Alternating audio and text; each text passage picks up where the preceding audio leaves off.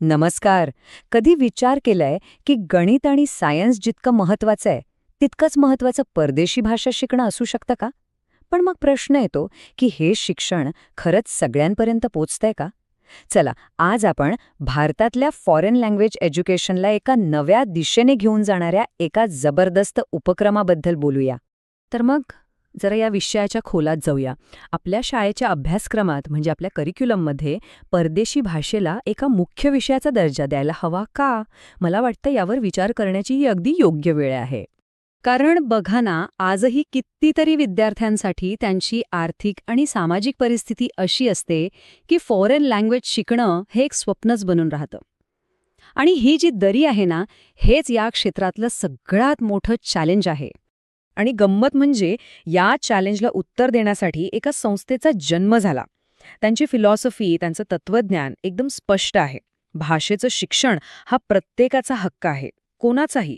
आणि याच साध्या पण शक्तिशाली विचारातून एक सोल्युशन, एक उपाय समोर आला. तर मग काय आहे हा उपाय? चला ओळख करून घेऊया FLOशी. हेच नाव आजच्या आपल्या चर्चेचा केंद्रस्थानी आहे. फ्लोआ म्हणजे फॉरेन लँग्वेज ऑनलाईन ॲप्लिकेशन. आता हे नक्की आहे तरी काय? अगदी सोप्या भाषेत सांगायचं झालं तर हा एक नॅशनल लेव्हलचा इनिशिएटिव्ह आहे, जो शाळेतल्या मुलांपासून ते अगदी मोठ्यांपर्यंत सगळ्यांना परदेशी भाषा शिकण्याची आणि स्वतःला तपासून पाहण्याची म्हणजे मूल्यांकन करण्याची एक संधी देतो. ओके, मग आता हे तर कळलं की फ्लुआ काय आहे, पण ह्यात सहभागी कसं व्हायचं, याची प्रोसेस नक्की कशी आहे? चला तेच समजून घेऊया. सगळ्यात भारी गोष्ट म्हणजे याची इन्क्लुझिव्हिटी, म्हणजे याची सर्वसमावेशकता.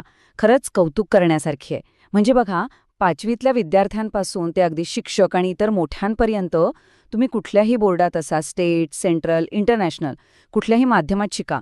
तुमची शाळा सरकारी असो किंवा प्रायव्हेट, काहीही फरक पडत नाही. सगळेच जण यात सहभागी होऊ शकतात.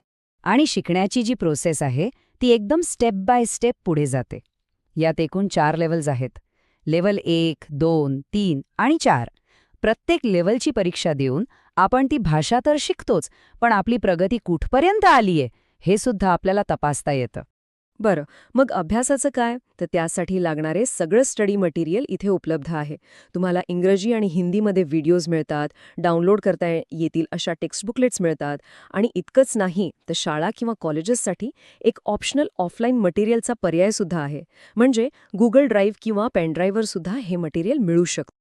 आता सगळ्यात महत्त्वाचा प्रश्न येतो तो म्हणजे फीचा. तर इथे फी स्ट्रक्चर 2 वेगवेगळ्या गटांसाठी आहे. आणि तुम्ही पाहू शकता, शाळेतल्या विद्यार्थ्यांसाठी म्हणजे 5वी ते 12वीच्या मुलांसाठी फी खूपच कमी ठेवली आहे, जेणेकरून पैशांमुळे कोणालाही ही संधी गमवावी लागू नये. ठीक आहे, प्रोग्राम तर छान वाटतोय, पण याचा इम्पॅक्ट काय आहे, याची पोहोच आणि विश्वासार्हता किती आहे?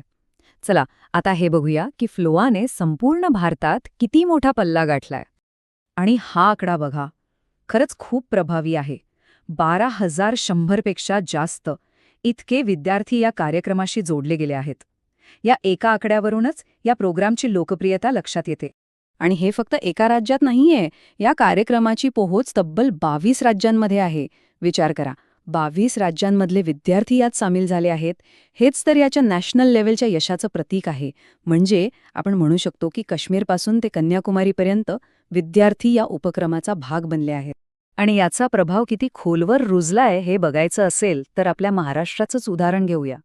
एकट्या महाराष्ट्रातल्या तब्बल 33 जिल्ह्यांमध्ये हा प्रोग्राम पोचला आहे. यावरून एक गोष्ट अगदी स्पष्ट होते की हा उपक्रम फक्त मोठ्या शहरांपुरता मर्यादित नाही, तर तो अगदी दुर्गम भागांपर्यंतही पोचला आहे. अर्थात एवढं मोठं काम एकट्याने होत नाही. त्याला पाठिंब्याची गरज असते. आणि तो पाठिंबा मिळालाय MNGL, इनरव्हील आणि अनेक रोटरी क्लब्स सारख्या संस्थांकडून. त्यांनी त्यांच्या CSR फंड्समधनं या कार्यक्रमाला खूप मोठी मदत केली आहे. आणि म्हणूनच गरजू विद्यार्थ्यांपर्यंत पोचणं शक्य झालंय. ओके, हे सगळं ठीक आहे. पण ह्या सगळ्या शिक्षण आणि परीक्षांचं अंतिम फलित काय? म्हणजे याचा विद्यार्थ्यांच्या फ्युचरसाठी, त्यांच्या भविष्यासाठी नक्की काय फायदा होतो? आणि इथेच या कार्यक्रमाचं सगळ्यात महत्त्वाचं वैशिष्ट्य समोर येतं. हे फक्त भाषा शिकवण्यापुरतं मर्यादित नाहीये.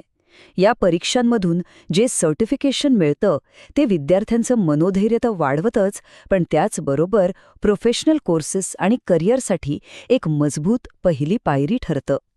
यातून भविष्यातल्या अनेक संधींची दारं आपोआप उघडली जातात. तर जाता जाता एक विचार करूया.